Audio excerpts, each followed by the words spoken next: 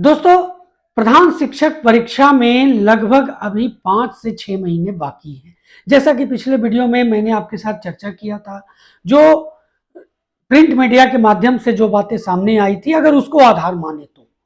दोस्तों, इस क्रम में मैंने आपको ये भी बातें बताई थी कि अब आपके सामने पर्याप्त समय है अपनी तैयारी को सुदृढ़ करने की, जहां भी जो कमियां रह गई हैं उसे पूरा करने की।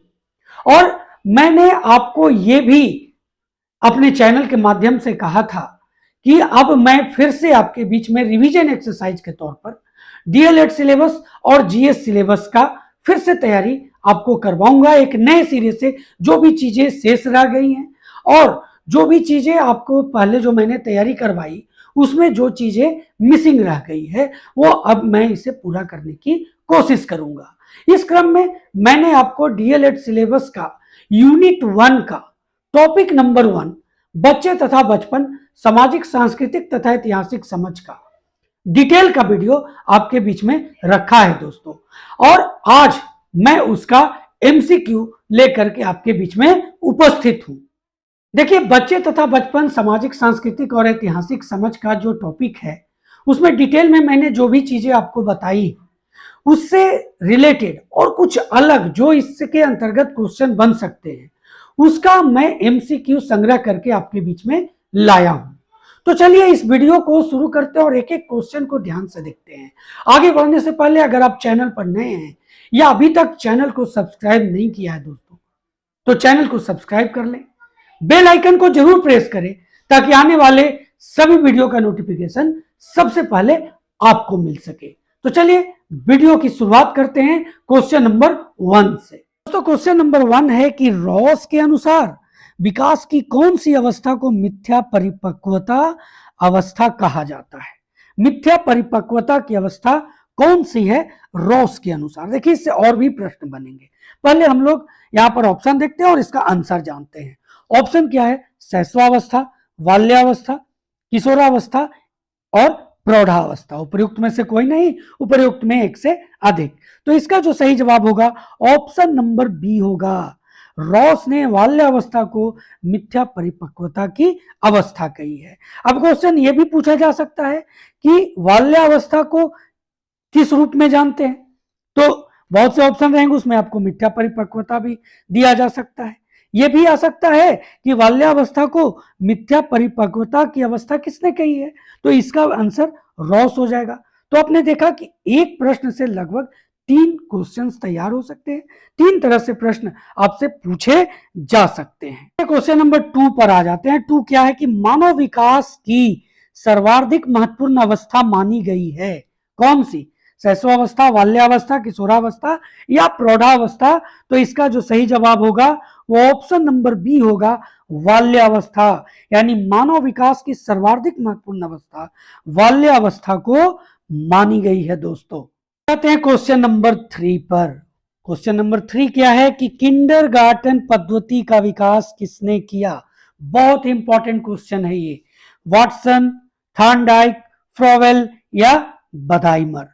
उपर्युक्त में से कोई नहीं, उपर्युक्त में से एक से अधिक। तो इसका सही जवाब ऑप्शन नंबर सी है, फ्रोवेल ने किंडरगार्टन पद्धति का विकास किया। जैसा कि आप जानते हैं, फ्रोवेल पेस्टालॉजी के शिष्य थे दोस्तों। इन्होंने ही किंडरगार्टन पद्धति का विकास किया है। देखिए, क्वेश्चन नंबर 4 आपने बहुत ही बार इसे बनाया होगा। एक बच्चे की बुद्धि और विकास के अध्ययन की सर्वाधिक अच्छी विधि कौन सी है? देखिए, ध्यान दीजिए, क्वेश्चन क्या है? एक बच्चे की बुद्धि और विकास के अध्ययन की सर्वाधिक अच्छी विधि कौन सी है? मनोविश्लेषण विधि, तुलनात्मक विधि, विकासीय विधि या सांख्यिकी विधि? दोस्तों, इसका जवाब बहुत ही आसान है, ऑप्शन नंबर सी।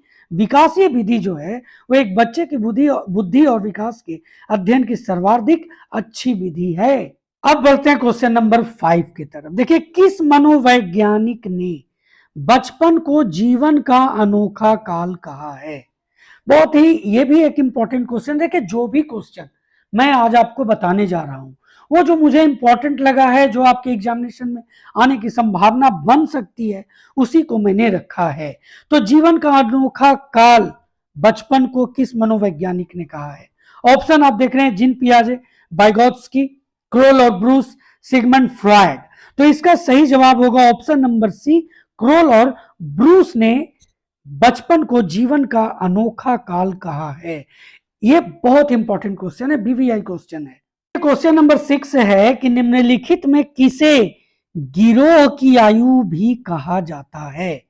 गिरोह की आयु की बात मैं कह रहा हूं। ऑप्शन आप देखिए कितना बेहतर ऑप्शन है, जिस पर कंफ्यूज करने के लिए ऐसा आपको दिया जा सकता है। मध्य बाल्यावस्था, प्रारंभिक बाल्यावस्था, उत्तर बाल्यावस्था या किशोरावस्था।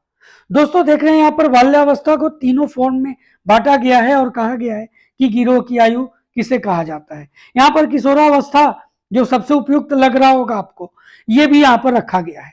लेकिन इसका जो सही जवाब है दोस्तों, वो ऑप्शन नंबर सी है, उत्तर बाल्यावस्था, जो किशोरावस्था के शुरुआत के पहले तक की जो अवस्था है दोस्तों, वो गिरोह की आयु होती है। इसमें बच्चा जो है वो एक मित्रों का एक झुंड के साथ रहना पसंद करता है, चलना पसंद करता है, इसीलिए इसे गिरोह की आयु की संज्ञा दी गई है। ऑप्शन सी इसका सही जवाब है। दोस्तों डिटेल में मैंने आपको बताया था, उसी से रिलेटेड ये क्वेश्चन है कि मजदूर बस्तियों में बालकों के लालन पालन हेतु व्यवस्था की जाती है। किस तरह की व्यवस्था की जाती है? नर्सरी में, बाल गृहों में, बाल विद्यालयों में या सामुदायिक केंद्रों में।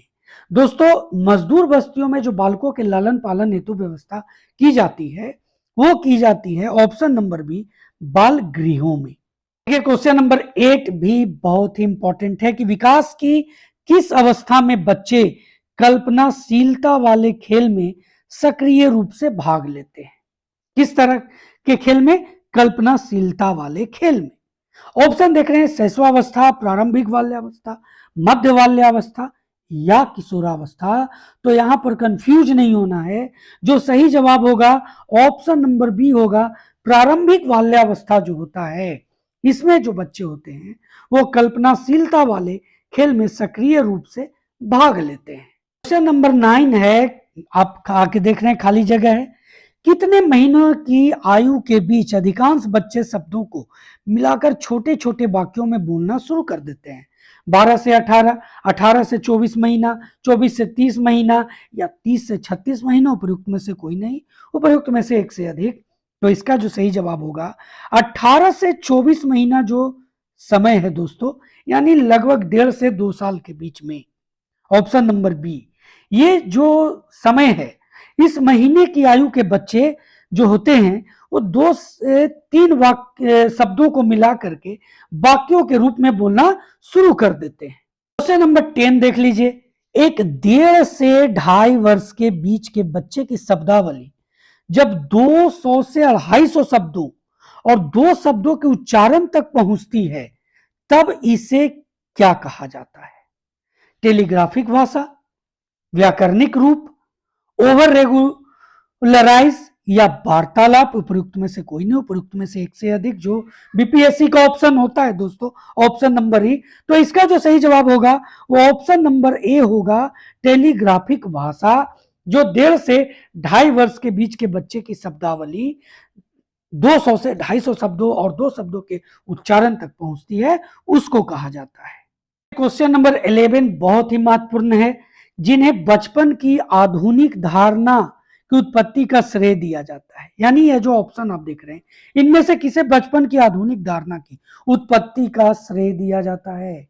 बचपन के आधुनिक धारणा की। ऑप्शन देख लीजिए, Philip Aries, Jean Jacques Rousseau, John Locke या किंचेलो और स्टीनबर्ग। दोस्तों इसका जो सही जवाब है, जिन्हें बचपन की आधुनिक धारणा की उत्पत्ति का श्रेय दिया जाता है, वो है option number B, Jean Jacques Rousseau. Question number 12 है कि हिंदी अक्षरों को बालक किस आयु में पहचानने लगते हैं? यानी जो प्रश्न है कि हिंदी अक्षर को पहचानने की आयु क्या होती है? 3 वर्ष में, 4 वर्ष में, 5 वर्ष में, 6 वर्ष में, जहां से शुरुआत हो जाती है। तो इसका जो सही जवाब है वो ऑप्शन नंबर सी होगा, 5 वर्ष का जो बालक होता है वो हिंदी अक्षरों को पहचानने लगते हैं। देखिए आपने जान लिया कि हिंदी अक्षरों को बालक जो होता है 5 वर्ष में पहचान लेता है। अब उसी आधार पर निम्न में से किस घटना की ओर बालक सर्वप्रथम आकर्षित होना प्रारंभ कर देता है?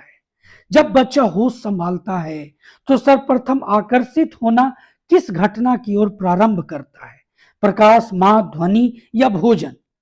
ये ऑप्शन आप देख रहे हैं, प्रकाश की तरफ, मां की तरफ, ध्वनि की तरफ या भोजन की तरफ। उपयुक्त में से कोई नहीं, उपयुक्त में से एक से अधिक।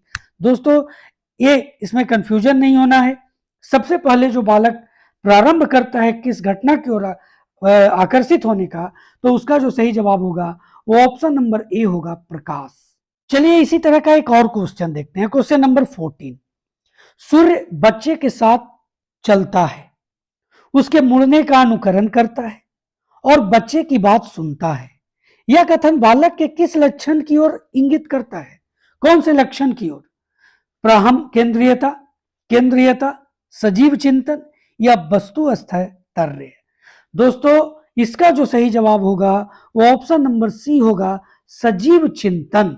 यानी सूर्य बच्चे के साथ साथ चलता है, उसके मुड़ने का अनुकरण करता है और बच्चे की बात सुनता है। यह कथन बालक के सजीव चिंतन की ओर इंगित करता है। देखिए क्वेश्चन नंबर 15 भी बहुत इंपॉर्टेंट है कि सेंचुरीज ऑफ चाइल्डहुड नामक पुस्तक के लेखक कौन हैं? Max Weber, Philippe Aries, Steinberg, किनबेबो। यानी सेंचुरीज ऑफ चाइल्डहुड की पुस्तक किसने लिखी? तो इसका जो सही जवाब होगा ऑप्शन नंबर बी होगा, फिलिप एरिस ने सेंचुरीज ऑफ चाइल्डहुड नामक पुस्तक लिखी है। दोस्तों, इस पुस्तक के लेखक हैं फिलिप एरिस। देखिए क्वेश्चन नंबर 16, इस तरह का भी प्रश्न आपसे पूछा जाएगा, कथन वाला और तर्क का। तो कथन क्या है ए में कि बच्चे व बचपन की संकल्पना सार्वभौमिक नहीं हो सकती।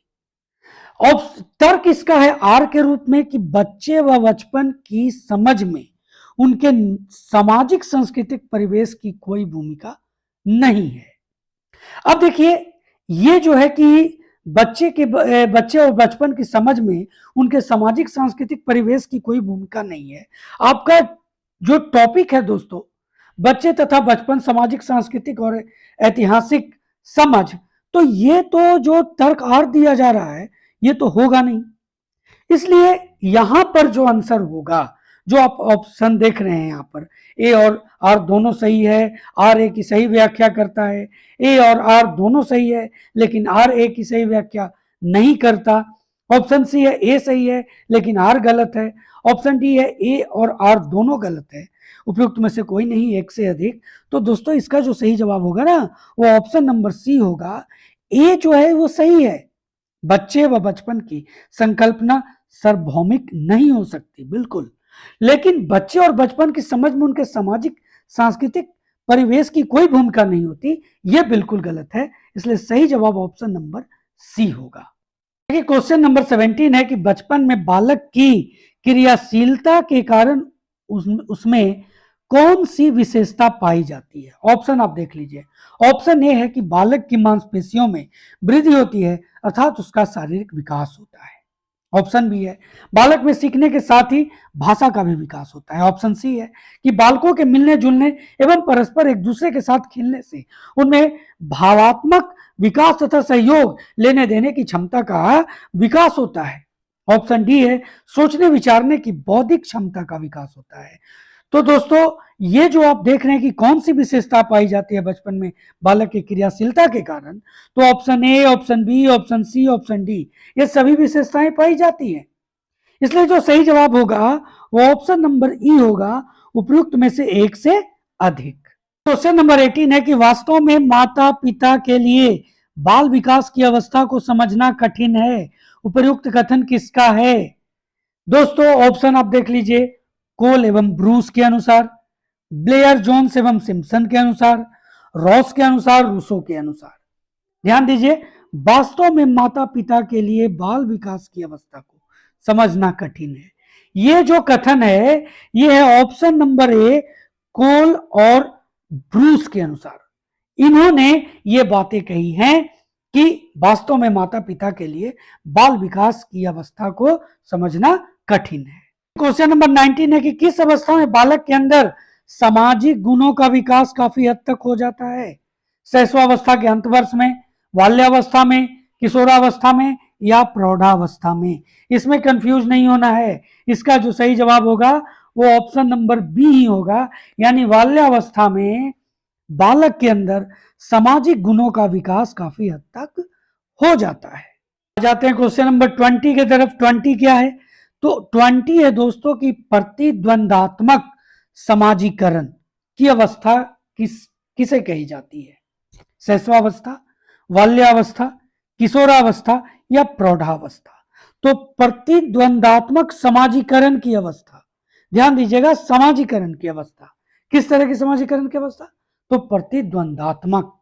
ऑप्शन देख लीजिए, शैशवावस्था, बाल्यावस्था, किशोरावस्था या प्रौढ़ावस्था। उपयुक्त में से कोई नहीं, उपयुक्त में से एक से अधिक। तो सही जवाब ऑप्शन नंबर बी होगा, बाल्यावस्था। 21 नंबर क्वेश्चन है कि दो संस्कृतियों के बीच व्यवहार में अंतर के लिए किसे उत्तरदायी माना जा सकता है? इसे उत्तरदायी माना जा सकता है भौगोलिक पृष्ठभूमि, समाजीकरण, आनुवांशिकता, वातावरण। बहुत इंपॉर्टेंट क्वेश्चन है, ये आपको कंफ्यूज किया जा सकता है इस क्वेश्चन के द्वारा कि दो संस्कृतियों के बीच व्यवहार में अंतर के लिए इसे उत्तरदायी माना जा सकता है। दोस्तों इसमें कंफ्यूज नहीं होना है, जब आप इसे समझ लेंगे। अब दो संस्कृतियों के बीच व्यवहार में अंतर होगा तो उसमें वातावरण का डिफरेंसेस नहीं रहेगा, आनुवांशिकता नहीं होगी, भौगोलिक पृष्ठभूमि नहीं होगी, क्या होगी? समाजीकरण होगी। यानी दो संस्कृतियों के बीच व्यवहार में अंतर के लिए समाजीकरण को उत्तरदायी माना जा सकता है। ऑप्शन नंबर बी सही जवाब होगा। दोस्तों जो मनोवैज्ञानिकों के कथन है ना, वो सबसे ज्यादा आपको कंफ्यूज करते हैं, इसलिए आपको इसको याद किस तरह से करनी है, टॉपिक वाइज आप इससे रिलेटेड जो मनोवैज्ञानिकों के कथन है, समाजशास्त्रियों के कथन है, उसे आपको ध्यान रखना होगा, याद रखना होगा। इसके अंतर्गत जो भी मुझे इंपॉर्टेंट लगेगा मैं आगे भी आपके बीच में रखूंगा और इस वीडियो में भी मैं आपके बीच में रख रहा हूं। देखिए क्वेश्चन नंबर 22 है कि बालक प्रथम 6 वर्षों में बाद के 12 वर्षों से दुगना सीख लेता है। यानी ये जो 18 साल का जो एज है दोस्तों, इस एज का जो प्रथम 6 वर्ष है उसमें अब आखिरी के 12 वर्षों से दुगना सीख लेता है। उक्त कथन किसका है? रॉस का, गैसल का, बैलेंटाइन का या रूसो का? इसमें कंफ्यूज नहीं होना है, इसका सही जवाब ऑप्शन नंबर बी है, गैसल। जाते हैं क्वेश्चन नंबर 23 की तरफ कि बाल्यावस्था जीवन का निर्माण काल है। उक्त कथन किसका है?